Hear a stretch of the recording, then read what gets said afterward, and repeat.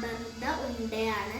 അപ്പോൾ നമുക്ക് ആദ്യം വേണ്ടത് അമൃതപ്പൊടി വാട്ടിയെടുക്കുകയാണ് ചെയ്യുക. ഒരു ഫ്രൈ പാനിൽ ആദ്യം ഇടാം, എന്നിട്ട് ഇങ്ങനെ വാട്ടിയെടുക്കുക.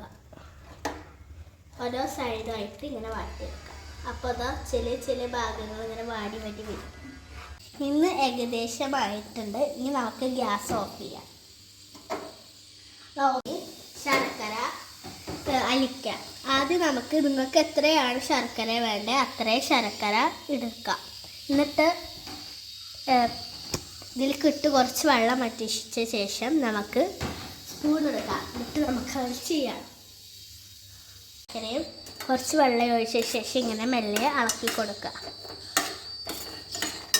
അത് ഒരുക്കുന്ന വരെ ഇങ്ങനെ നമ്മൾ ഇളക്കി കൊടുക്കണം. വറുത്ത് വെച്ച അമൃതം പൊടി നമുക്ക് വേറെ പാത്രത്തിലേക്ക് മാറ്റാം. ഇത് അമൃതപ്പൊടി മാറ്റി വെച്ചേക്കും.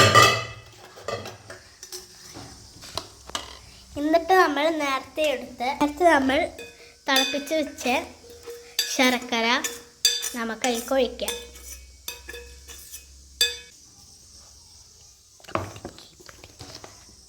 തേങ്ങ ചിരകിയത് ഇടുക.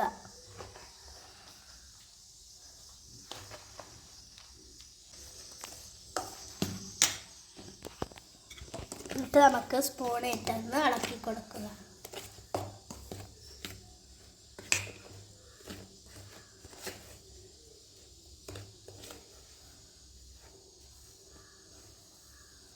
ഒഴിച്ചത് ഇനി നമുക്ക് പിടിയാക്കാം.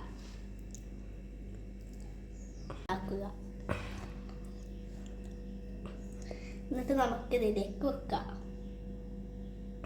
ഇന്ന് നമ്മൾ ഉണ്ടാക്കിയിരിക്കുന്ന ഒരു ഹെൽത്തി ഫുഡാണ്. നമുക്ക് മധുരം കഴിക്കാൻ തോന്നിയാൽ ഉണ്ടാക്കിയാൽ പറ്റുന്ന ഒരു ഐറ്റമാണ്.